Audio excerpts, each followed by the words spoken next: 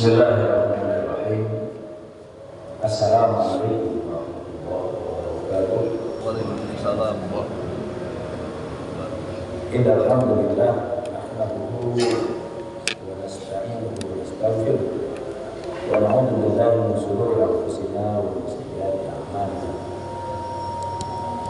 May yahdihillahu fala mudilla lahu wa may yudlil fala hadiya lahu. Asyhadu an la ilaha illallah wa asyhadu anna Muhammadan abduhu wa rasuluhu la nabiyya wa la rasula ba'dahu. Allahumma shalli ala nabiyyina Muhammad wa ala alihi wa sahbihi ajma'in. Qala Allah ta'ala fil Qur'anil Karim, a'udzu billahi minasy syaithanir rajim. Bismillahirrahmanirrahim. Ya ayyuhalladzina amanu ittaqullaha haqqa wa la tamutunna illa wa antum muslimun. Qala aidan ya ayyuhalladzina amanu ittaqullaha wa qulu qawlan sadida yuslih lakum a'malakum wa yaghfir lakum dhunubakum wa man yuti'illaha wa rasulahu faqad faza fawzan 'azima. Wa qala an-nabiy sallallahu alaihi wasallam ittaqillaha haitsu kunta wa sayyi'ata al-hasanata tamhuha wa khaliqin nas bi khuluqin hasan. Usikum wa iyaya bittaqwallah faqad faza. Hadirin bapak-bapak dan ibu-ibu jamaah salat subuh Masjid Al-Mu'min yang mudah-mudahan kita semua sehat walafiat, panjang umur, murah rezeki, kuat iman dan Islam. Amin. Putra putri kita menjadi generasi yang saleh dan salehah. Amin. Generasi kita menjadi hamba-hamba Allah yang taat kepada Allah, serta keluarga kita menjadi keluarga yang sakinah, mawaddah warahmah. Amin ya rabbal alamin. Amin. Bersyukur kita kepada Allah Subhanahu wa taala dengan senantiasa mengucapkan alhamdulillahirabbil alamin. Segala puji milik Allah yang telah memberikan beribu-ribu nikmat kepada kita semua. Wabil khusus nikmat iman dan Islam, nikmat sehat walafiat serta nikmat taufik dan hidayah. Alhamdulillah pada kesempatan subuh hari Ahad pagi hari ini kita ditakdirkan oleh Allah bisa berkumpul di masjid yang kita cintai ini untuk melaksanakan qiyamul lail dan dilanjutkan dengan subuh berjamaah dan kajian tafsir Al-Qur'anul Karim. Mudah-mudahan semua aktivitas yang kita lakukan bernilai ibadah, menjadi amal saleh bagi kita semua, menjadi penebus salah, hilaf dan dosa yang pernah kita lakukan dan menjadi penguat iman dan Islam dan mengangkat derajat kita di dunia dan di akhirat. Amin ya rabbal alamin. Kita mulai taklim pada kesempatan pagi hari ini dengan bacaan basmalah. Bismillahirrahmanirrahim. Hadirin rahimakumullah, hari ini kita akan melanjutkan kajian tafsir, insyaallah pembahasannya Surat Al-An'am ayat 125. A'udzu billahi minasyaitonir rajim. Bismillahirrahmanirrahim. Faman yuridillahu ay yahdiyahu yashrah sadrahu lil Islam wa man yurid ay yudillahu yaj'al sadrahu dayyiqan harajan ka'annama yas'adu fis sama kadzalika yaj'alullahu rijza 'alal ladina la yu'minun. Hadirin rahimakumullah, sengaja ayat ini kita bahas pada kesempatan kali ini. Yang pertama sebagai motivasi kebaikan kepada kita semua, bahwa la khaira illa bil Islam, tidak ada kebaikan kecuali dengan Islam. Hari ini muncul fenomena-fenomena pembangkangan terhadap Islam dan syariat Islam di berbagai macam wilayah, baik di Indonesia maupun di luar negeri. Kenapa kok demikian? Di antara penyebabnya adalah karena kurangnya pemahaman tentang mulianya beragama dengan baik dan benar, mulianya berakidah dengan baik dan benar, mulianya taat kepada Allah dan taat kepada Rasulullah dengan baik dan benar. Ada beberapa kalangan masyarakat yang memang karena tidak tahu terhadap Islam itu, ada yang karena ingin mencoba-coba mencari sesuatu selain Islam. Pemikirannya yang berkelana mengajak dia untuk uji coba yang lainnya, sehingga dalam uji coba itu ada yang mengembalikan dia ke dalam ketaatan, ada yang menjerumuskannya ke dalam kemaksiatan. Yang kedua, belakangan ini khususnya di Indonesia sering terjadi justice negatif terhadap Islam. Kalau ada umat Islam menyuarakan Islam dan agama Islam, disebut dengan radikal, disebut dengan politik identitas. Tapi ketika orang yang lain melakukan hal yang sesuai dengan keyakinannya, tidak disebut dengan radikal, tidak disebut dengan politik identitas. Bahkan kadang-kadang orang yang suka menuduh umat Islam melakukan politik identitas, mereka juga ketika mendekati keinginan-keinginan nafsunya untuk mendekati umat Islam, sering juga menggunakan identitas umat Islam. Ini kondisinya. Maka insya Allah pagi ini kita akan diskusi dan mengkaji beberapa ayat Al-Quran. Apa sih kemuliaan Islam itu? Kenapa kita harus beragama Islam? Di mana letak kaum muslimin derajatnya nanti di dunia dan di akhirat? Insya Allah, mudah-mudahan dalam waktu yang singkat ini bisa memberikan jawaban dari beberapa pertanyaan itu, sehingga lebih mengokohkan iman dan Islam yang kita miliki, semakin taat kepada Allah dan Rasulullah, mulia derajat kita di dunia, dan di akhirat kita dikumpulkan dengan para nabi, siddiqin, syuhada, sholihin di dalam surga Allah Subhanahu wa ta'ala.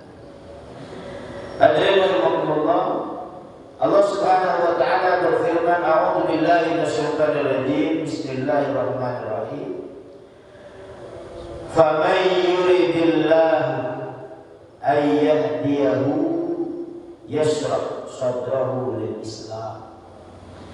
Maka siapa saja yang dikehendaki oleh Allah Subhanahu wa ta'ala untuk mendapatkan hidayah, maka Allah lapangkan dadanya untuk menerima al-Islam. Apa yang dimaksud dengan ayat ini? Siapa yang dipilih oleh Allah untuk mendapatkan hidayah? Apa yang disebut dengan hidayah? Bapak dan Ibu sering mendengar istilah ini. Para kiai, para khatib, para ustaz sering mengucapkan alhamdulillah, kita bersyukur kepada Allah atas nikmat iman, nikmat Islam, nikmat hidayah, dan nikmat taufik. Ya, ada nikmat hidayah, ada nikmat taufik. Apa yang disebut dengan nikmat hidayah? Nikmat hidayah itu petunjuk dari Allah, sehingga kita mampu membedakan mana baik, mana buruk, halal dan haram, hak dan batil, jalan ketaatan maupun jalan kemaksiatan. Allah berikan kepada kita petunjuk itu sehingga kita mampu membedakan. Itu namanya hidayah. Dalam tafsir Ahmad Al-Mustafa Al-Marawi yang sering kita sebut dengan tafsir Al-Marawi, ketika menafsirkan surat Al-Baqarah yang menyatakan Dzalikal kitabu la raiba fihi hudal lil muttaqin. Ayat yang kedua, alif lam mim, dzalikal kitabu la raiba fihi hudal lil surat Al-Baqarah. Imam Al-Marawi menyatakan bahwa hudan itu artinya hidayah. Hidayah itu dibagi menjadi 4. Yang 2 untuk binatang, yang 4 diberikan oleh Allah kepada manusia. Maksudnya 4 itu semuanya dikasih oleh Allah kepada manusia, tapi yang 2 ada 2 yang diberikan kepada binatang. Apa? Yang pertama insting. Insting Allah berikan kepada manusia dan Allah berikan juga kepada binatang. Yang kedua indra. Allah berikan kepada manusia, Allah juga berikan kepada binatang. Yang ketiga, ini khusus untuk manusia saja sudah. Apa itu? Al-aql. Hidayatul aql, akal. Kita diberikan oleh Allah akal yang sehat, akal yang selamat, akal yang sempurna. Nah, mohon maaf Pak, kalau akal ini sedikit, maaf, konslet saya error. Handphone aja sedikit konslet nge-hang, yang dipencet WA, yang keluar Google, yang dipencet Facebook, yang keluar YouTube. Kadang-kadang kalau lagi error, kita lagi ketik, yang kita pencet huruf B, yang keluar huruf Z. Ini handphone, apalagi akal. Akal maaf, miring dikit sudah kembali.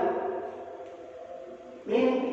Makanya ada orang yang disebut dengan beberapa model penyakit akal, ya kan? Di antaranya kemudian disebut dengan sebutan jahlul, bodoh.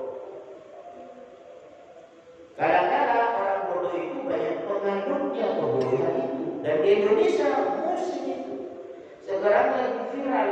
Kalau orang ketemu dengan orang yang pakai caping merah, pakai baju hitam, pakai tongkat, cium tangan mereka, dianggap orang hebat. Dia cerita kemana-mana naik pacan putih. Namanya Joko Kendil. Giliran dicek oleh beberapa orang yang paham, setelah ditanya ke keluarganya, nggak tahunya dia termasuk apa lagi? Pokoknya orang dalam ODGJ, orang dalam gangguan jiwa. Tapi bagi orang yang lainnya dia tahu, oh ini wali, ini orang hebat. Kenapa? Kemana-mana naik macan putih. Allah Akbar, alhamdulillah. Nah, ini kondisi umat kita hari ini. Akalnya tidak terpakai secara sempurna. Makanya dalam Al-Quran kita diperintahkan untuk memaksimalkan akal, dan akal itu adalah bentuk hidayah. Afala ta'qilun. Apakah kamu tidak berpikir? Afala tatadabbarun. Apakah kalian tidak mentadabburi ayat-ayat Allah di dalam Al-Quran? Untuk menjaga akal sebagai bentuk hidayah, Allah memerintahkan kepada kita untuk membaca Iqra bismi rabbikal ladzi khalaq. Untuk taklim, pagi ini kita duduk di majelis ini dalam rangka taklim. Kalau taklim itu ada beberapa syarat. Syaratnya ada gurunya, ada muridnya, ada kitab yang dikaji. Ada yang dibaca, ada yang dikaji, referensinya jelas. Marajih namanya. Islam itu sempurna, marajihnya.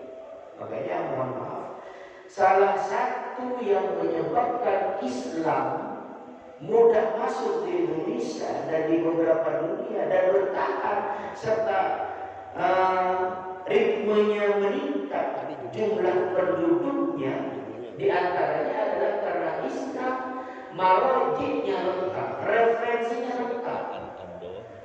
Dalil yang disampaikan oleh para ulama, para masyayikh bersandar kepada Al-Quran dan hadis Nabi serta penjelasan dari para ulama salafus saleh. Ini adalah salah satu bentuk kemuliaan Islam dan ajaran Islam. Kita lihat Pak, kalau dalam Al-Quran ada yang disebut dengan asbabun nuzul, dalam hadis ada yang disebut dengan asbabul wurud, sebab-sebab diturunkan ayat. Para ulama untuk meriwayatkan satu hadis saja, beliau butuh waktu meneliti, menyisir dari mana sumber hadis itu, berwaktu-waktu berhari-hari, tabayyun, cek and recheck kemana-mana, sampai terakhir kemudian beliau menyimpulkan hadisul sahih, hadisul mutawatir, hadisul ahad, sampai segitu. Makanya sumber kebenaran yang datang dari Allah dan Rasulnya bisa dibuktikan, dan akal menerima karena memang konsep yang diajarkan benar dan lain sebagainya. Al-aqlus salim, akal yang sempurna.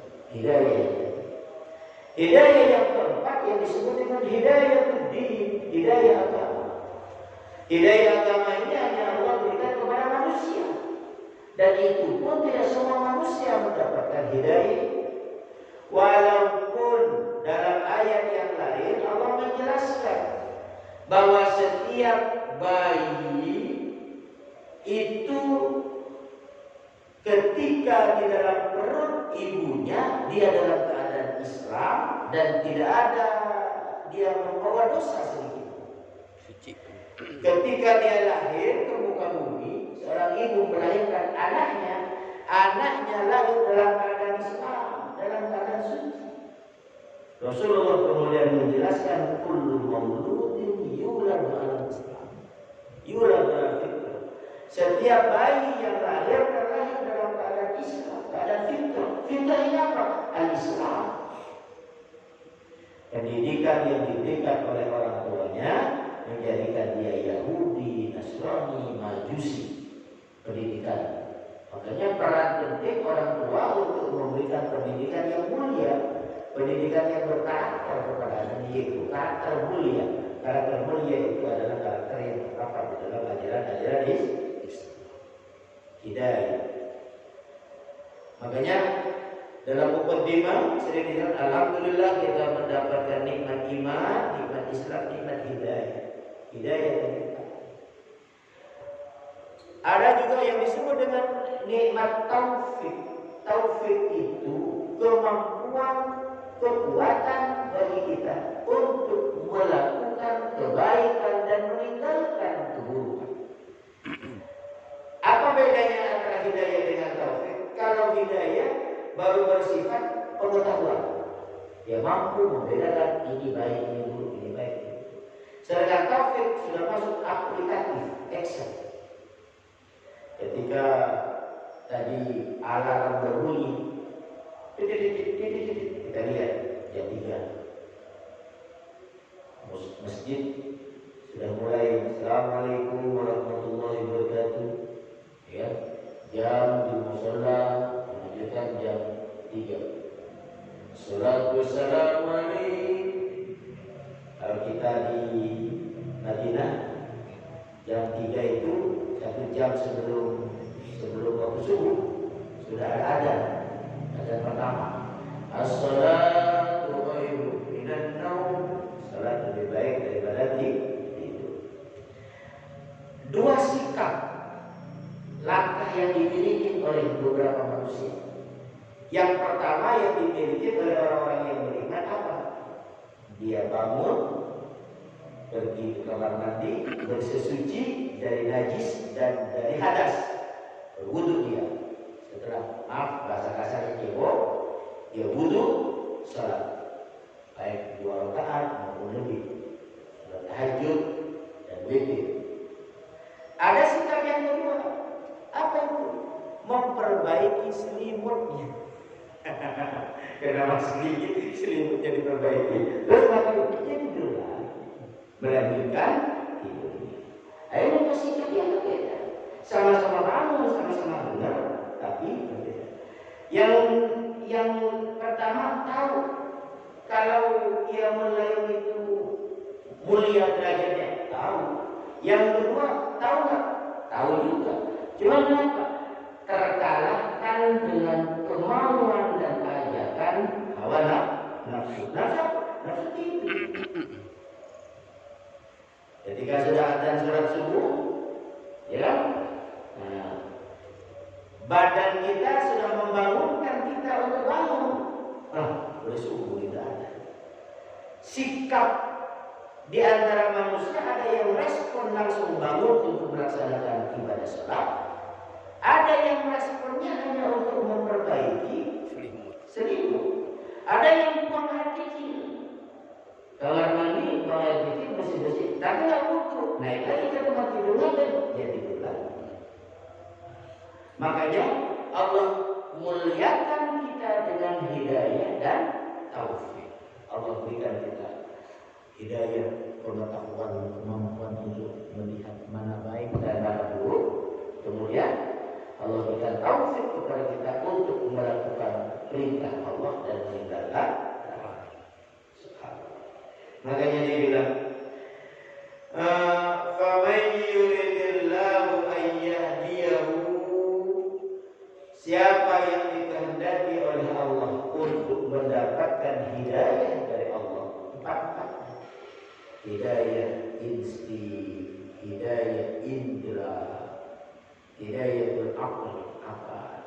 Dengan akal ini akhirnya kita berusaha untuk senantiasa thalabul ilmi, baik yang formal maupun non formal.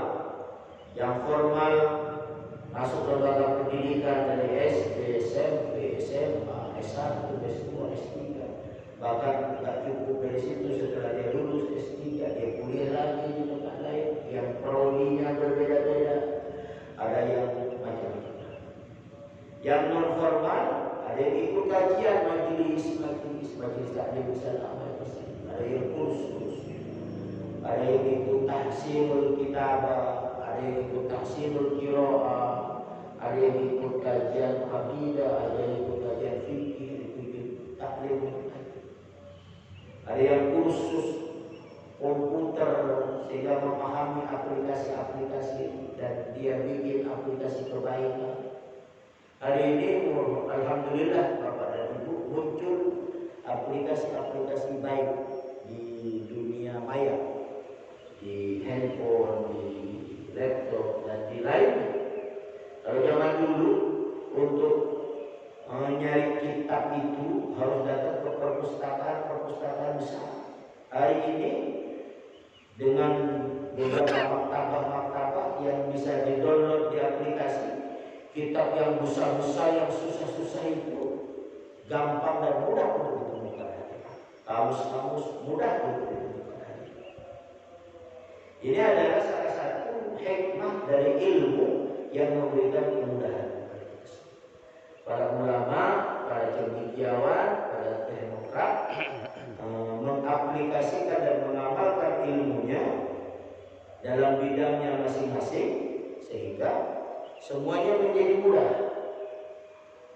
Untuk menjadi baik sangat mudah. Begitupun sebaliknya untuk menjadi jahat juga sangat mudah. Tinggal mana yang akan kita gunakan. Begitupun dengan Islam hari ini menyebar. Kemarin hari Selasa malam Rebo ada gerhana bulan. Gerhana bulan total di Indonesia termasuk di wilayah Jakarta. Saya bersyukur kepada Allah, hadus binikmah. Banyak masjid mushola yang menyelenggarakan sholat gerhana. Di mana-mana. Sunnah yang dulu dianggap barang langka, hari ini sudah mulai digaungkan. Kalau dulu yang ramai saja sholat hari raya Idul Fitri dan hari raya Idul Adha. Hari ini sholat gerhana pun hampir memenuhi masjid. Saya waktu kecil masih ingat kalau terjadi gerhana itu, ya kan? di masyarakat pedesaan zaman dulu di masyarakat kampung. Kalau terjadi gerhana bulan, itu pagar-pagar ayam-ayam dibangunin, hewan ternak dibangunin. Kenapa? Ada buto hijau lagi makan bulan. Katanya orang zaman dulu. Sekarang muncul di mana-mana sunat gerhana. Artinya dalam ilmu fikih yang diajarkan ada sunat gerhana yang disebut dengan khusus dan kusuf, gerhana matahari dan gerhana bulan, sekarang sudah diaplikasikan dalam kehidupan. Kalau zaman dulu orang lahiran anak itu berpesta sesuai dengan kemampuan dia, hari ini sudah mulai hidup di tengah-tengah masyarakat akikah. Artinya keberanian dan kemauan untuk menjalankan perintah Allah dan sunnah Rasulullah SAW. Bersyukur kepada Allah dengan cara bermuncul. Walaupun di beberapa sisi lain muncul fenomena negatif. Kalau mama zaman dulu nyuruh ke anak-anaknya untuk ngumpet, ibu hamil disuruh ngumpet, hari ini fenomenanya terjadi gerhana, generasi muda atau mak-mak milenial keluar hanya untuk foto-foto bulan. Padahal pada waktu itu kalau kita lihat dari ilmu geografi sedang terjadi sesuatu yang sangat membahayakan.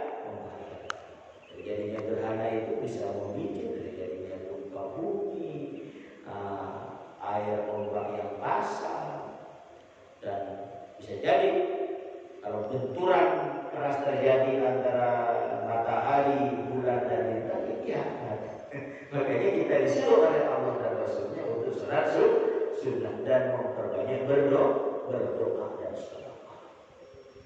Tidak ya,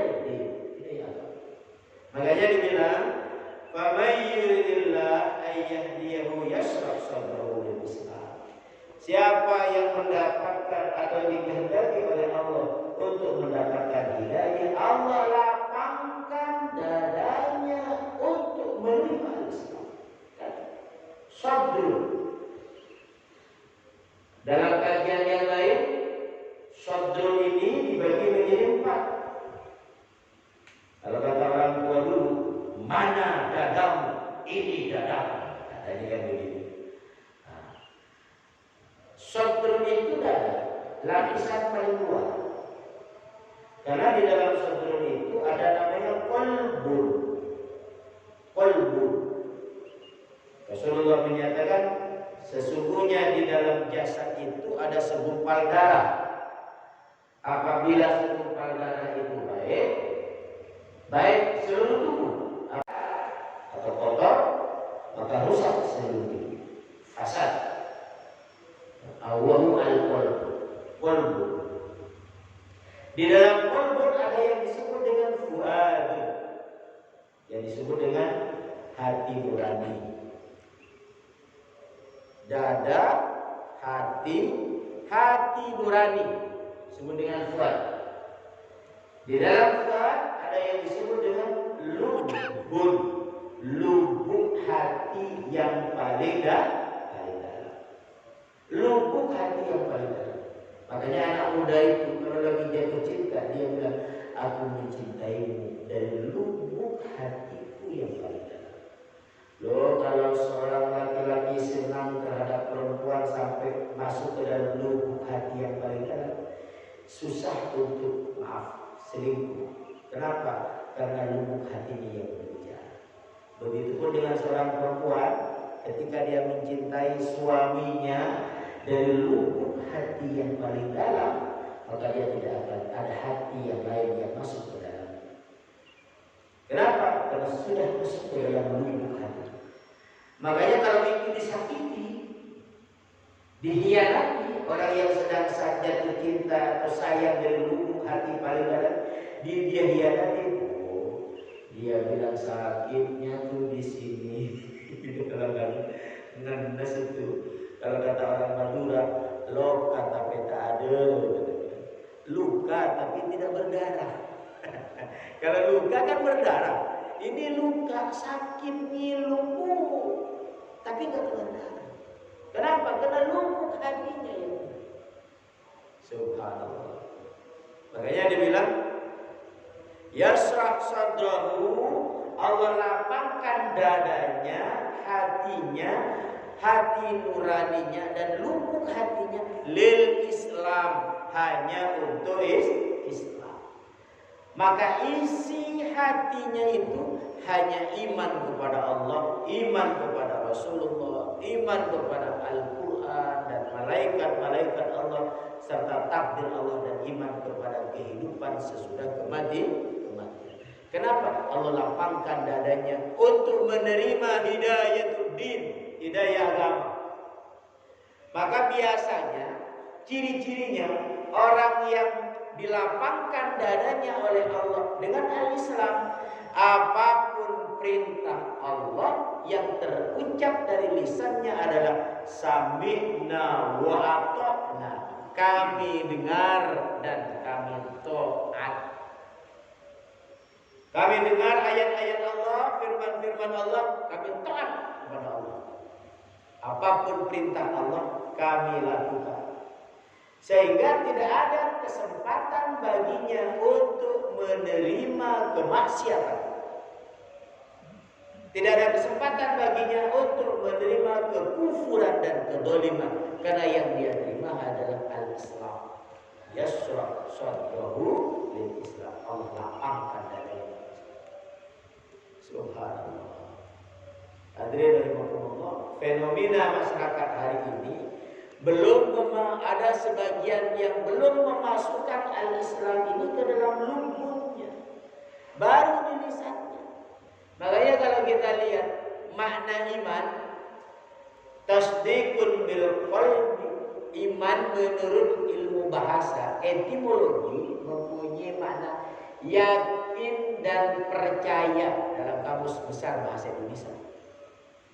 Tapi dalam istilah syar'i yang disebut dengan iman adalah tasdiqun bil qalbi wa qaulun bil lisani wa amalun bil arkan.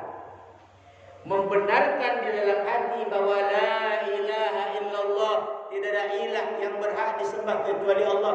La dina illal Islam, tidak ada agama yang kita yakini kecuali Islam.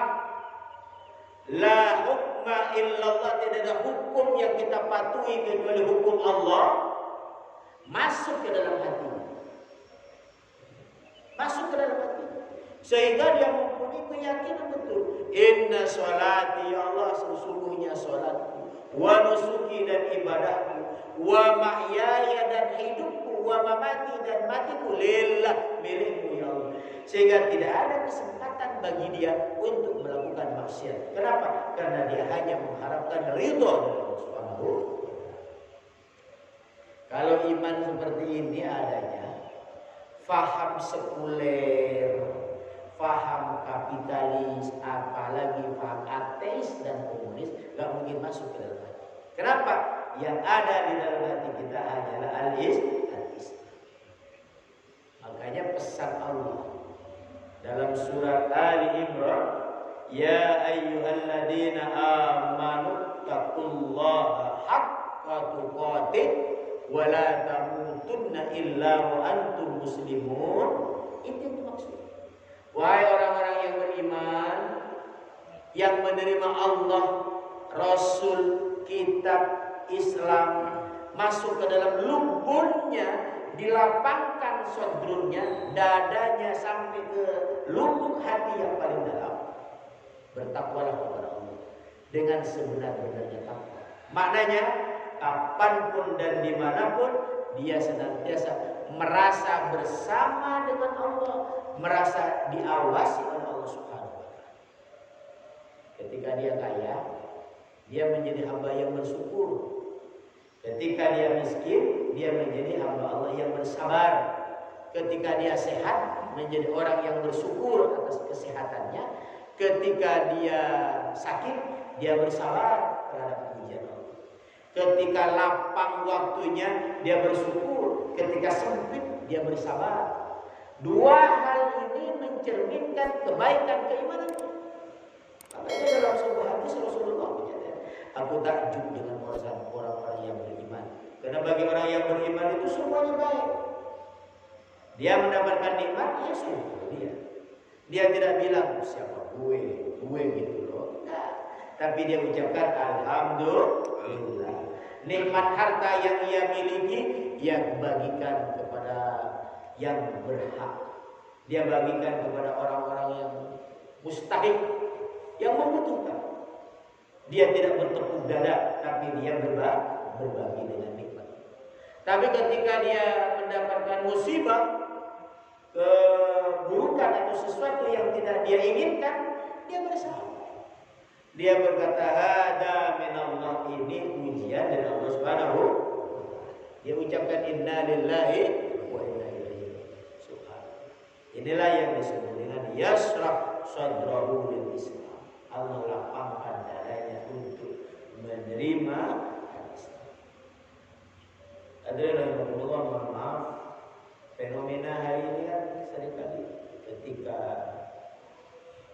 sedih ingat Allah, ketika mulia derajatnya tinggi lupa ketaatan kepada Allah. Kalau kata orang politik, ketika dia mau nyalonin dia baca ayat kursi, ketika udah jadi yang diingat kursinya aja, ayatnya lupa. Iya kan? Allah. Ya, makanya Ibu dan Bapak yang dimuliakan oleh Allah, bersyukur kita dipilih oleh Allah dalam indikasi ayat ini. Faman yuridillah, siapa saja yang dikehendaki oleh Allah ayyahdiyahu, agar supaya mendapatkan hidayah dari Allah, yasrah sadrahu lil Islam. Allah lapangkan dadanya untuk menerima Islam. Mudah-mudahan kita dipilih oleh Allah untuk ini. Allah kuatkan, lapangkan anak-anak kita, dan kita doakan bangsa Indonesia ini, masyarakatnya bisa menerima hidayatul din atau hidayatul Islam. Bagaimana caranya agar supaya dakwah itu menyebar dakwah? Kalau dakwah kemana-mana nggak sanggup, minimal di dalam keluarga, suami kepada istri, kepada anak-anak, ya kan? Kepada pembantu, kepada karyawan, bapak-bapak yang jadi bos, ya kan? Punya karyawan di perusahaannya, ajak karyawannya, anak buahnya, keluarganya untuk sama-sama taat kepada Allah Subhanahu wa Ta'ala. Bukan diajak maksiat, tapi diajak taat kepada Allah. Mastata'tu, sesuai dengan kemampuan. Yang punya HP, punya WA, di grup-grup WA sampaikan informasi-informasi kebaikan sebagai bentuk dakwah. Kalau hari ini orang nyebar maksiat saja berani, bahasa kasarnya radikal dia dalam menyebarkan maksiat. Kenapa kita dalam menyebarkan kebaikan harus malu-malu? Bapak dan Ibu habis baca artikel baik, sebar linknya, kirim loh. Habis baca Quran, foto ayatnya, sebar. Kalau bisa komentari atau jelaskan. Mastata'tu, sesuai dengan kemampuan kita. Karena hari ini dunia kita ini beralih, banyak orang yang lebih terkonsentrasi ke dunia maya. Maka kita tidak boleh mengingkari itu. Kondisinya harus ikut dalam fenomena revolusi industri 4.0 ini menuntut kita apa-apa serba instan, apa-apa serba internet, apa-apa serba dunia maya. Hari ini, ya kan?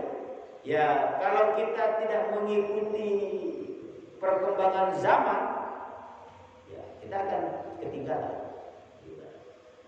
Wah, perkembangan zaman itu boleh diambil yang baik-baik, yang buruk-buruknya. Tapi yang lama-lama, yang baik-baik juga tetap dipertahankan. Ada makalah yang baik itu, yang penting, yang bisa kita jadikan sebagai dasar. Al-muhafadzatu 'alal qadimis shalih wal ahdu 'alal jadidil asli. mempertahankan budaya lama yang baik dan mengambil yang baru yang lebih baik. Kita bikin kartu ucapan selamat, ya kan? Buat teman-teman kita yang jauh-jauh yang nggak bisa dijangkau, kartu ucapan selamat lebaran pakai kantor pos dulu. Sekarang cukup kirim ucapan selamat lewat WA, lewat telepon, lewat SMS. Tapi silaturahmi, saling mengunjungi, saling bertemu, saling berkumpul, jangan sampai ditinggal juga. Tapi sebagai pengawal lewat yang lain dulu, lalu kemudian bertemu tetap muka. Al-muhafadzatu 'alal qadim, mempertahankan yang baik yang lama dan ngambil yang baru yang lebih baik, yang lebih baik. Bahkan kadang-kadang ada celotehan, komenlah, telepon dan WA biar orang-orang tahu bahwa kamu masih hidup. Kadang-kadang saya begitu. Kenapa? Biar ada komunikasi. Ada silaturahmi. Apalagi yang kita sebar kebaikan. Dan bapak-bapak, kita akan dikenal oleh orang lain dengan apa yang sering kita upload. Kalau bapak rajin baca Quran, kemudian setiap baca di foto thread kiri, nanti akan teridentifikasi bahwa orang ini kalau yang sering diupload Quran akan keciri. Oh, orang ini yang sering diupload ini hadis Nabi. Oh, orang ini yang sering diupload foto bercanda. Oh, orang ini yang sering diupload politik. Oh, orang ini yang sering diupload mesum. Ketahuan nanti keciri. Makanya kalau Allah menyatakan al-yawma nahtimu ala afwahihim wa tukallimuna aydihim wa tashhadu arjuluhum, suatu saat akan terbukti. Kenapa? Karena ritme seseorang itu bisa kebaca apa aktivitas yang sering dia lakukan. Makanya ketika kita diberikan kesempatan oleh Allah untuk menjadi pribadi yang saleh, yang taat kepada Allah, bersyukurlah kepada Allah. Karena kita dipilih untuk mendapatkan hidayatul Islam, hidayah agama Islam. Bapak dan Ibu, mohon maaf, sekedar renungan. Kita jauh masanya dari Nabi dan Rasul. Kita jauh masanya dari para sahabat. Dan kita juga bukan Nabi dan bukan Rasul. Tapi Allah berikan hidayah Islam ini kepada kita semua. Ini adalah salah satu kebaikan. Ada orang yang hidup pada zaman Rasul saja ada yang kafir, menolak dakwah Rasul, hidup dan bertemu dengan Nabi Muhammad, ada yang menolak Nabi Muhammad sebagai Nabi dan Rasul. Nah, tapi kita yang hidup jauh di zaman akhir ini masih diberikan kesempatan oleh Allah untuk menerima Allah sebagai Rabb dan Al-Quran sebagai petunjuk hidup kita. Ini luar biasa. Allah telah pilih kita untuk menjadi hal-hal yang menjadi kebaikan. Wa may yurid ayyudillahu yaj'al lahu sadrahu dayyqan harajan ka'annama yas'adu fis sama. Siapa saja yang dikehendaki oleh Allah untuk dalam kebingungan dan ketersesatan, maka hatinya sempit, hatinya tidak menerima iman dan Islam. Diadanin di kupingnya gak bangun-bangun, ditunjukkan kepadanya ini hak, ini batin, ini halal, ini haram, gak menerima hidayah. Makanya kata-kata orang ahli dalam biologi, ilmu biologi, susah Pak meyakinkan kepada lalat bahwa bunga itu wangi. Susah meyakinkan kepada lalat bahwa bunga itu wangi. Dia nyari aja tempat sampah. Dia nyari aja bangkit. Di mana ada bangkit, di situ lalat bertumbuh. Kan gitu. Begitupun tawon begitu tajam penciumannya, begitu tajam pandangannya sehingga mampu melihat di mana ada lubang. Dia datang ke situ untuk mencari makan yang baik-baik. Subhanallah. Makanya kondisinya mau seperti tawon yang punya insting dan indera kepada kebaikan, atau menjadi lalat yang insting dan inderanya tajam kepada berburu. Tentunya kita berharap menjadi hal-hal yang terbaik dan berlindung kepada Allah dari buruk kita. Kadzalika yaj'alullahu rijza 'alal ladzina la yu'minun. Dalam ayat yang lain Allah menyatakan afaman syara'allahu sadrahu lil Islam fa huwa 'ala nurin mir rabbih. Siapa yang Allah lapangkan dadanya terhadap al-Islam, maka dia telah mendapatkan nurullah, cahaya Allah Subhanahu wa ta'ala. Celakalah bagi orang yang tidak mendapatkan hidayah din, khususnya yaitu hidayah agama. Hadirin rahimakumullah, ini saja bahasa kita pada kesempatan pagi hari ini. Surat Al-An'am ayat 125. Mudah-mudahan bermanfaat bagi kita semua. Sebelum diakhiri atau sebelum ditutup, kalau ada satu pertanyaan. Ya, terima kasih Pak Ustaz. Ya, Bapak dan Ibu yang dimuliakan oleh Allah, alhamdulillah pembahasan kita pada pagi hari ini tentang surat Al-An'am ayat 125 di rumah bisa dibuka kembali, diperdalam dan dipertajam lagi, dan mudah-mudahan bisa disampaikan kepada anak istri dan keluarga kita, sehingga kita yang telah dipilih oleh Allah mendapatkan hidayah Islam ini bisa menyebarkan kembali kepada orang lain, insyaallah.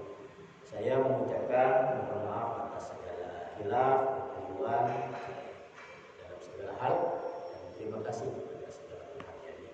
Kita akhiri taklim pagi ini dengan doa kafaratul majlis. Subhanallahumma wa bihamdika asyhadu an la ilaha illa anta astaghfiruka wa atubu ilaik. Assalamualaikum warahmatullahi wabarakatuh. Waalaikumsalam.